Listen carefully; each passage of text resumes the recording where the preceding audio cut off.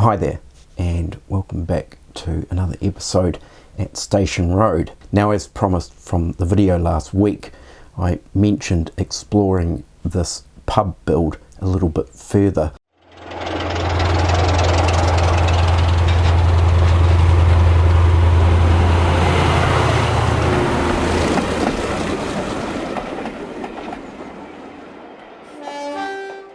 Now, as I mentioned in the previous video, this pub is going to be positioned next to the upper level station building, which of course is based on St Michael's Station in Liverpool.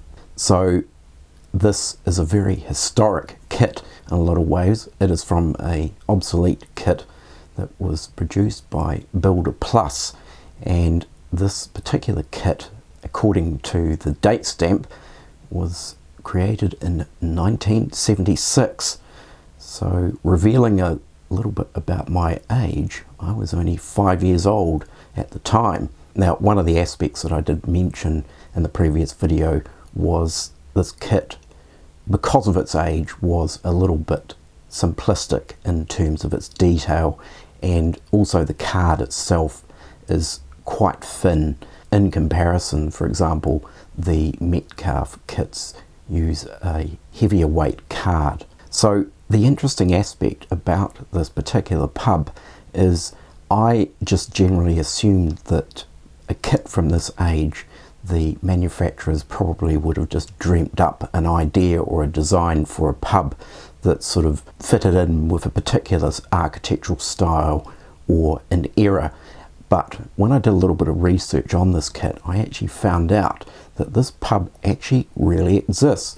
And I guess it's possibly not too much of a surprise in that sense, because, for example, Metcalfe, some of their kits are actually based on real life buildings. So this Albion Pub is actually based in Leeds.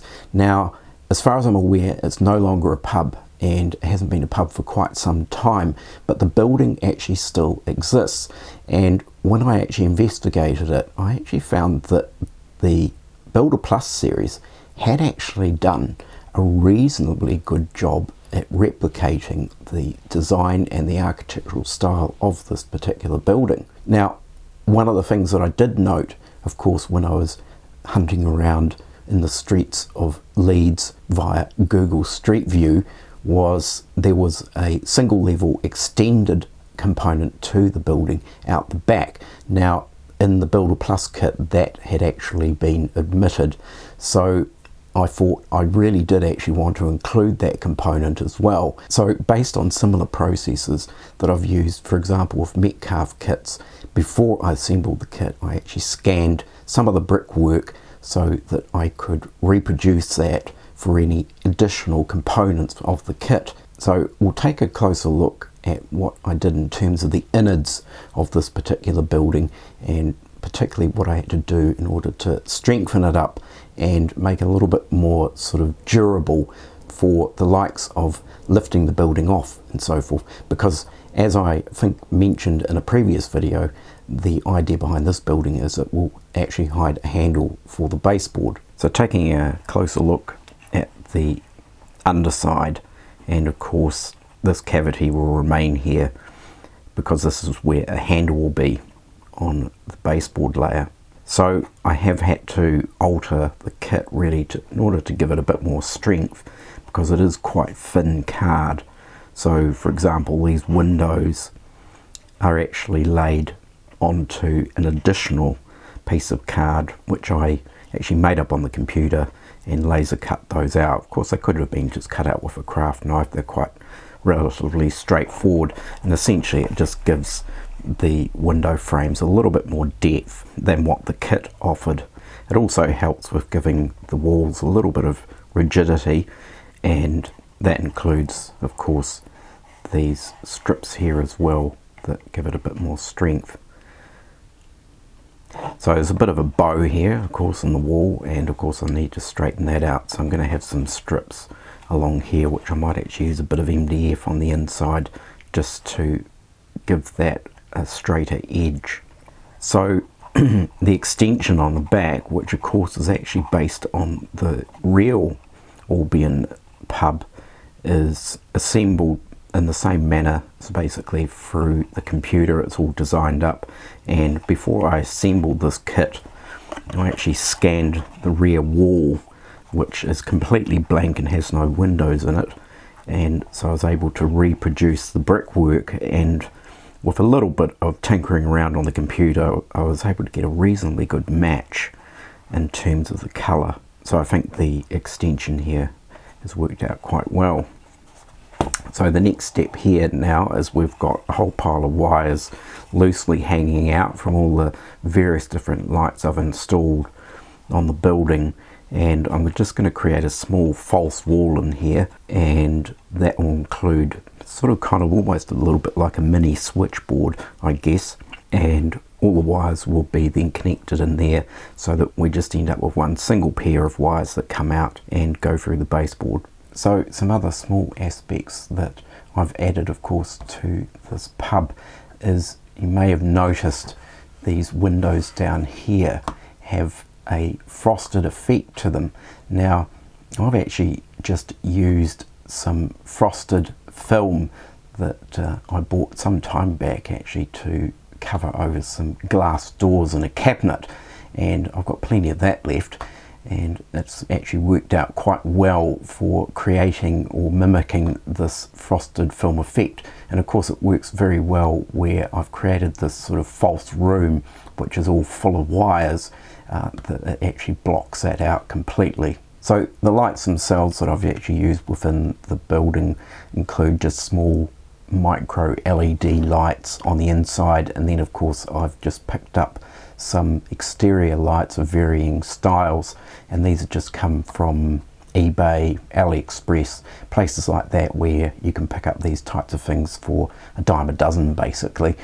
So I think the pub has certainly come together quite well, and of course this will then fix onto its own base, which will include some paving out the front, car parks out the side and the like.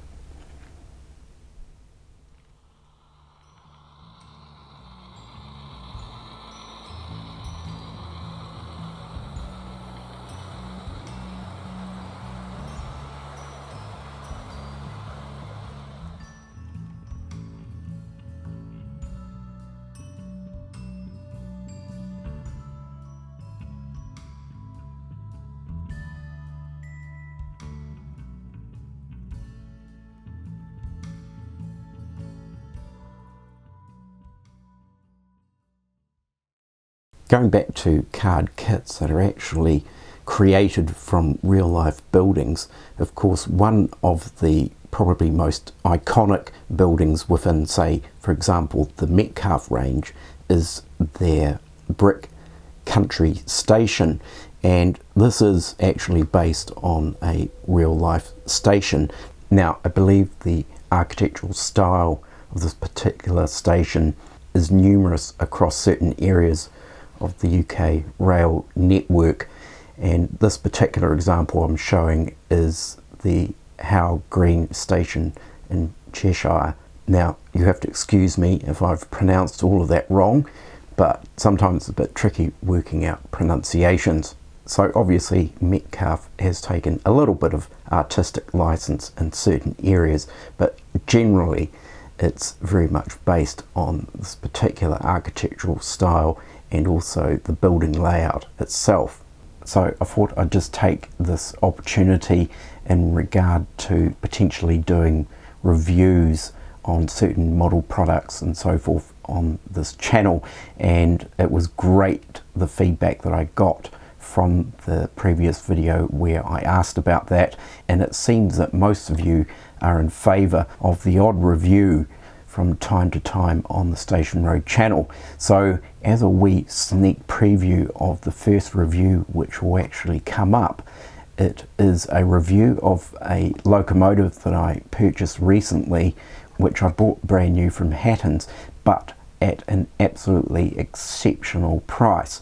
And I think for all the sort of bad rap, unfortunately, that Hornby has had over the past year or two with regards to prices and quality and all of that type of thing, I thought I'd put up a review that puts them in a better light.